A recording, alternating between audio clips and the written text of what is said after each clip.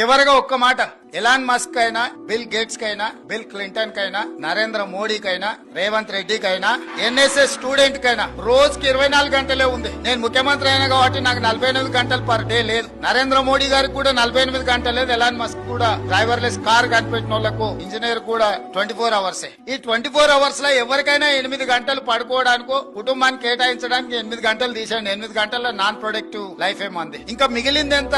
16 hours. ఈ 16 గంటల్ని ఏ vertical కింద మీ life ను డిజైన్ చేస్తారో, డిఫైన్ చేస్తారో, ఫోకస్ చేస్తారో, ఆ 16 గంటలలో మీరు చేసే పనిని బట్టి మీరు ఒబామా కావచ్చు, మీరు బిల్ గేట్స్ కావచ్చు, బిల్ క్లింటన్ కావచ్చు, నరేంద్ర మోడీ కావచ్చు, రేవంత్ రెడ్డి కావచ్చు, లేకపోతే జితేందర్ శ్రీనివాస్ రెడ్డి కావచ్చు.